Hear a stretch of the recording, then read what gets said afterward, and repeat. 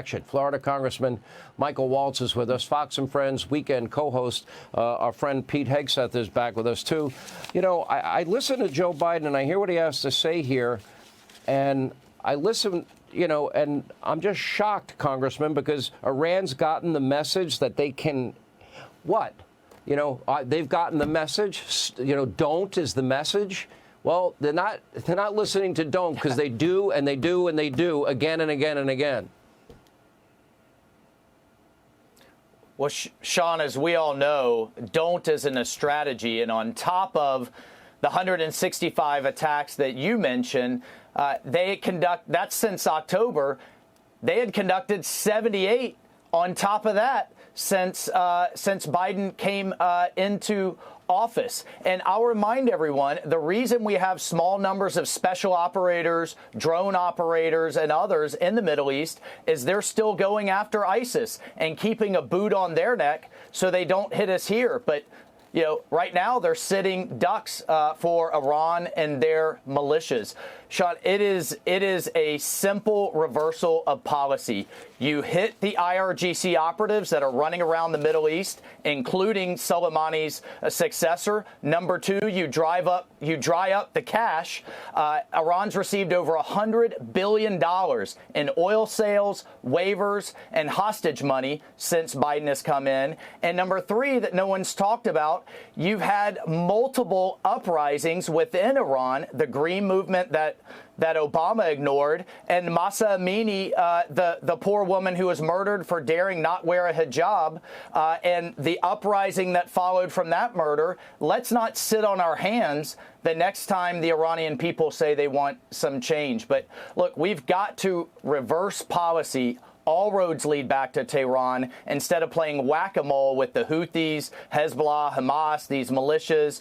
And I'm telling you, I'm talking to soldiers downrange right now. We are bombing empty warehouses in the middle of the night so that this administration can check the box and say they're doing something. And they're doing nothing that is meaningful. And now we have more Gold Star families because of it. And it's infuriating. It is infuriating. And, you know, at some point when they attack our troops nearly 200 times, Pete Hegseth, you know, when do we come to the conclusion that the only thing that they're going to listen to is force? Now, add one other component to this, and that would be I keep reading and I keep talking to sources, and they keep telling me that Iran is a lot closer to nuclear capability than they've ever been, maybe just months away. Yes. And I can't imagine a world where that radical ideology is married to nuclear weapons. I don't think mutually assured destruction would actually deter them. No, you hit the right point, Sean. That's the headline in this situation gets that much more dangerous and difficult if Tehran has nuclear weapons. And that's laid at the feet of Obama and Biden's appeasement strategy, who've gotten them that much closer, and they know it. And now they're counting on Russia to China to have their backs as well.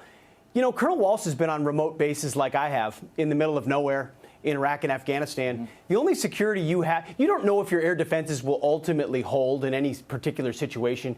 The only security you have at a unit level and overall is whether or not you can go on the offensive.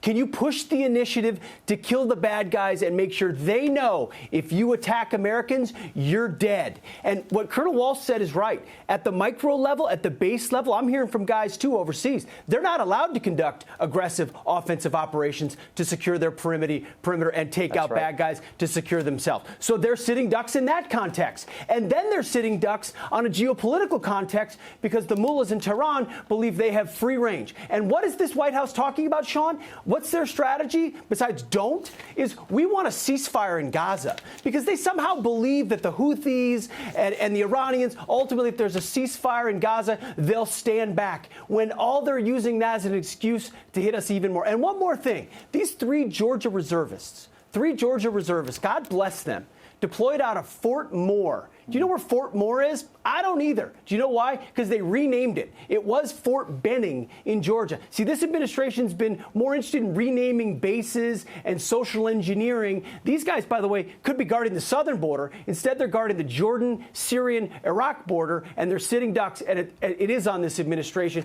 There's no strategy. The problem is, Sean, I want them to be aggressive, but who do I trust? CQ Brown, Lloyd Austin, Joe Biden, Kamala Harris. What do you do? You can't trust any of them. No. It's scary. And, you know, what is the net result here? We're going to have a nuclear-armed Iran? That ought to put fear into the hearts of every American. Exactly. And, Congressman, go ahead. Last word.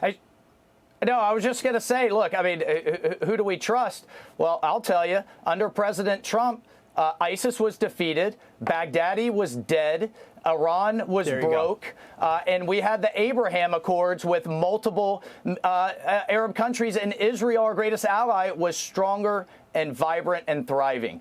So I think we know our answer come this November. Let's get Donald Trump back in the White House that our enemies fear.